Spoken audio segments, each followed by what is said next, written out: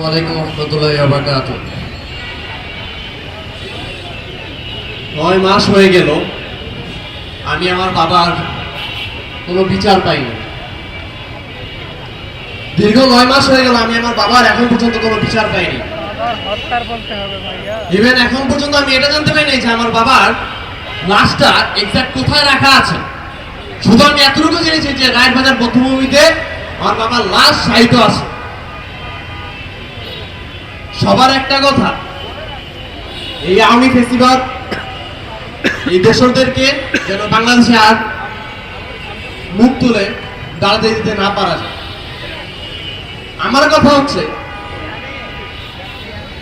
এই যে আওয়ামী লীগ দোসররা আছে, আপনাদের সবার হয়তো বা মতামত একটা যে এই আওয়ামী লীগ দোসররা হয়তো দেশের বাইরে চলে গেছে বা অন্য কোথাও অবস্থান নিয়েছে, কিন্তু এক্সাক্ট জিনিসটা তা না।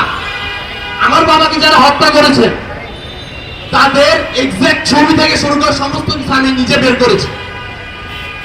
আমার বাবার নামে যখন আমার মামলা করা হয়েছে তখন আমার আয়ু আমাকে বলেন যে তোমার বাবাকে যারা হত্যা করেছে তাদের বিরুদ্ধে আমি কোনো ধরনের অ্যাকশন নিতে পারবো না।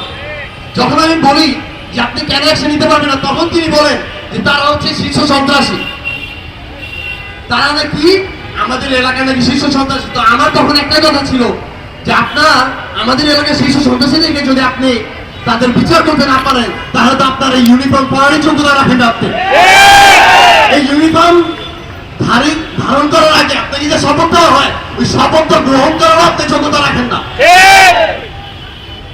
তারপরে যখন আমাকে বলা হয় যে আপনি এক কাজ করুন, আপনার উপযুক্ত পুলিশ কমিশনার আছে, আপনি তার সাথে একটু কথা বলুন।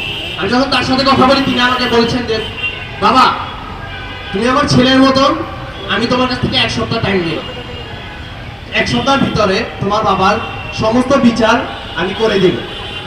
কিন্তু আফসোসের বিষয় যে তার এই 1 সপ্তাহ হতে হতে প্রায় 4 থেকে 5 মাস হয়ে গেছে, কিন্তু তার এই 1 সপ্তাহ আর শেষ হচ্ছে না।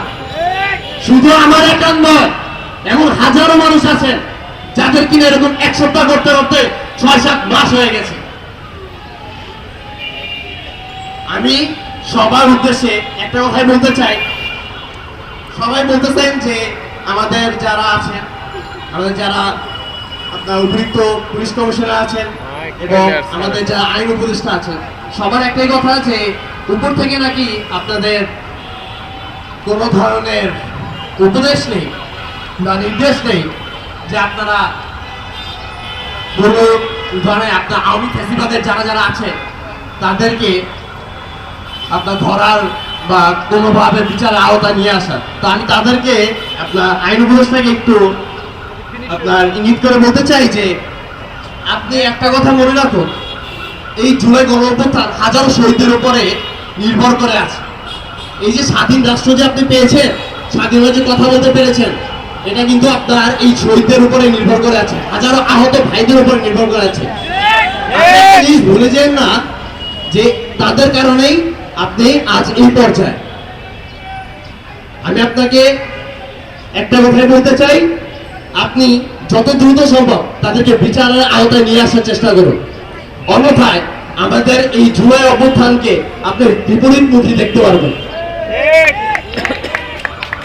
পরিশেষে একটা কথাই বলবো, আমার বাবারের যেন দ্রুতভাবে বিচার হয় এবং এই আওয়ামী ফ্যাসিবাদ যেন বাংলার মাটিতে জীবনও যাতে মুক্ত হয়ে দাঁড়াতে না পারে, এই প্রত্যাশা ব্যক্ত করে আমি আমার বক্তব্য এখানে শেষ করছি। আল্লাহ হাফেজ, আসসালামু আলাইকুম।